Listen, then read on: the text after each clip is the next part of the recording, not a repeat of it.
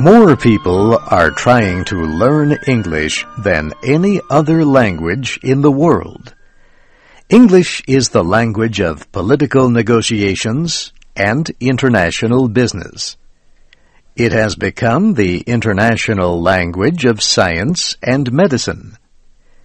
International treaties say passenger airplane pilots must speak English. English is the major foreign language taught in most schools in South America and Europe. School children in the Philippines and Japan begin learning English at an early age. English is the official language of more than 75 countries, including Britain, Canada, the United States, Australia, and South Africa. In countries where many different languages are spoken, English is often used as an official language to help people communicate. India is a good example. English is the common language in this country, where at least 24 languages are spoken by more than 1 million people.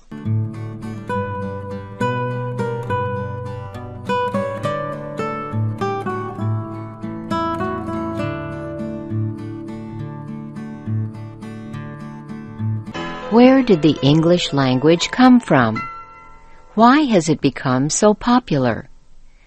To answer these questions, we must travel back in time about 5,000 years to an area north of the Black Sea in southeastern Europe. Experts say the people in that area spoke a language called Proto-Indo-European. That language is no longer spoken. Researchers do not really know what it sounded like. Yet Proto-Indo-European is believed to be the ancestor of most European languages. These include the languages that became Ancient Greek, Ancient German, and the Ancient Latin. Latin disappeared as a spoken language, yet it left behind 3 great languages that became modern Spanish, French, and Italian. Ancient German became Dutch, Danish, German, Norwegian, Swedish, and one of the languages that developed into English. The English language is a result of the invasions of the island of Britain over many hundreds of years. The invaders lived along the northern coast of Europe.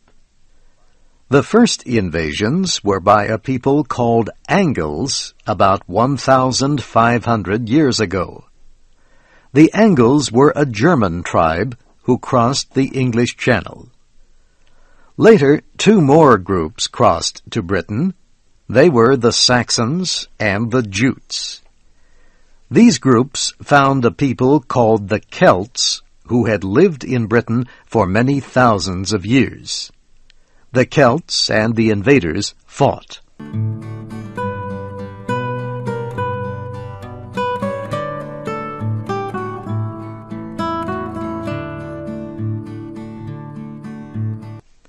After a while, most of the Celts were killed or made slaves.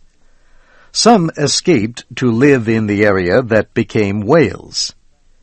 Through the years, the Saxons, Angles, and Jutes mixed their different languages.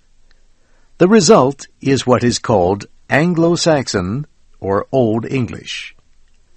Old English is extremely difficult to understand. Only a few experts can read this earliest form of English. Several written works have survived from the Old English period. Perhaps the most famous is called Beowulf. It is the oldest known English poem. Experts say it was written in Britain more than 1,000 years ago. The name of the person who wrote it is not known. Beowulf is the story of a great king who fought against monsters. He was a good king, well liked by his people.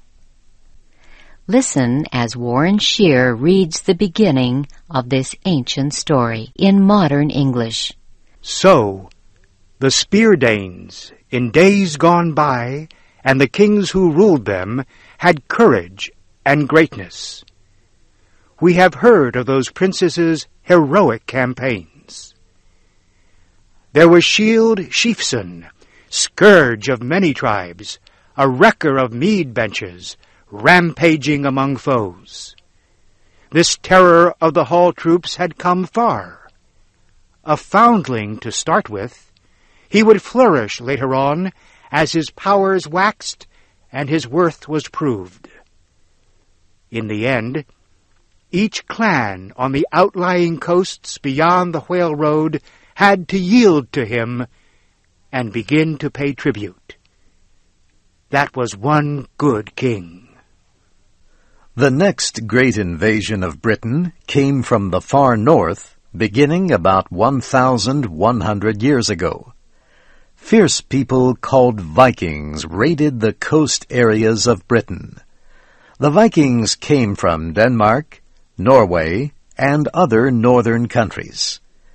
They were looking to capture trade goods and slaves and take away anything of value. In some areas, the Vikings became so powerful they built temporary bases. These temporary bases sometimes became permanent. Later, many Vikings stayed in Britain. Many English words used today come from these ancient Vikings. Words like sky, leg, skull, egg, crawl, lift, and take are from the old languages of the far northern countries.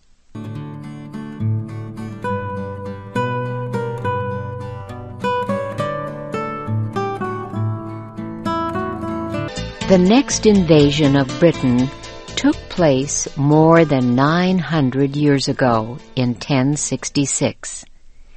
History experts call this invasion the Norman Conquest. William the Conqueror led it. The Normans were a French-speaking people from Normandy in the north of France. They became the new rulers of Britain. These new rulers spoke only French for several hundred years. It was the most important language in the world at that time. It was the language of educated people. But the common people of Britain still spoke Old English. Old English took many words from the Norman French. Some of these include damage, prison, and marriage. Most English words that describe law and government come from Norman French. Words such as jury, parliament, and justice. The French language used by the Norman rulers greatly changed the way English was spoken by 800 years ago. English became what language experts call Middle English. As time passed, the ruling Normans no longer spoke true French. Their language had become a mix of French and Middle English. Middle English sounds like modern English, but it is very difficult to understand now. Many written works from this period have survived. Perhaps the most famous was written by Geoffrey Chaucer, a poet who lived in London and died there in 1400. Chaucer's most famous work is the Canterbury Tales, written more than 600 years ago. The Canterbury Tales is a collection of poems about different people traveling to the town of Canterbury. Listen for a few moments as Warren Shear reads the beginning of Chaucer's famous Canterbury Tales. When that April with his sure suitor the drought of March hath pierced to the rooter, and bathed every vein in switch liqueur, of which virtue engendered is the fluor. When Zephyrus eke with his sweeter breath, in spirit hath in every holt and haven. Now listen as Mr. Scheer reads the same sentences again, but this time in modern English. When April, with his showers sweet with fruit, the drought of March has pierced unto the root, and bathed each vein with liquor that has power to generate therein and sire the flower.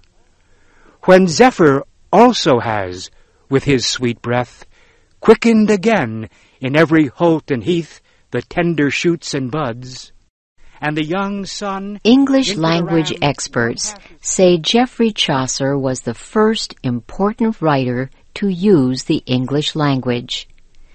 They also agree that Chaucer's great Middle English poem gives us a clear picture of the people of his time.